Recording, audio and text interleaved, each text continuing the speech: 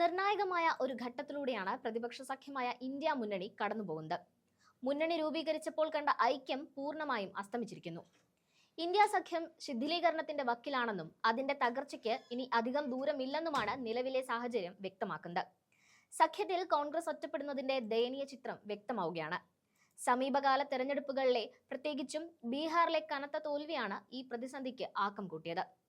19 സീറ്റിൽ മത്സരിച്ച കോൺഗ്രസ് കേവലം 6 സീറ്റിലേക്ക് കൂപ്പുകുത്തിയത് സഖ്യകക്ഷികൾക്കിടയിൽ കടുത്ത അമർഷവും വിശ്വാസ തകർച്ചയും ഉണ്ടാക്കിയിട്ടുണ്ട്. തുടർച്ചയായ തോൽവികൾ കോൺഗ്രസിന്റെ ദുർബലതയേക്കാൾ സഖ്യത്തെ നയിക്കാനുള്ള ശേഷിയില്ലായ്മയാണ് വെളിപ്പെടുത്തുന്നത് എന്നാണ് സഖ്യകക്ഷികൾ പരസ്യമായി ഉന്നയിക്കുന്നത്. ഈ ആഭ്യന്തര പൊട്ടിത്തെറിയുടെ പ്രധാന കാരണം നേതൃസ്ഥാനത്തിന് വേണ്ടിയുള്ള പരസ്യമായ പിടിവലിയാണ്. സമാജ്വാദി പാർട്ടിയാണ് കോൺഗ്രസിനെതിരെ ശക്തമായ വാദമുഖം തുറന്നിരിക്കുന്നത്. കോൺഗ്രസ് നേതൃസ്ഥാനം ഒഴിഞ്ഞ് ആ ദൗത്യം സമാജ്വാദി പാർട്ടിയെ ഏൽപ്പിക്കണമെന്നാണ് SP-യുടെ മുതിർന്ന നേതാവായ രവിദാസ് മെഹ്റോത്ര തീർത്തും പരസ്യമായി ആവശ്യപ്പെട്ടിരിക്കുന്നത്. മാത്രമല്ല, സഖ്യത്തിന്റെ മുഖമായി അഖിലേഷ് യാദവിനെ ഉയർത്തിക്കാട്ടണമെന്നും അദ്ദേഹം ആവശ്യപ്പെടുന്നു.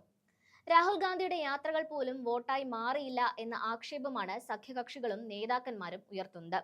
ഇതിന് സമാനമായി തൃണമൂൽ കോൺഗ്രസ് നേരത്തെ തന്നെ രംഗത്തു വന്നു. TMC MP കല്യാൺ ബാനർജി ആവശ്യപ്പെട്ടത് കോൺഗ്രസിന് പകരം മമതാ ബാനർജിയെ ഇന്ത്യ സഖ്യത്തിന്റെ നേതാവാക്കണം എന്നാണ്. ഹരിയാന, മഹാരാഷ്ട്ര തെരഞ്ഞെടുപ്പുകളിലെ തോൽവിക്ക് ശേഷം അടക്കിപ്പിടിച്ച ഈ അതൃപ്തികളാണ് ബീഹാർ പരാജയത്തോടെ സഖ്യം തകരുന്ന രീതിയിലേക്ക് സാഹചര്യങ്ങളെ എത്തിച്ചിരിക്കുന്നത്.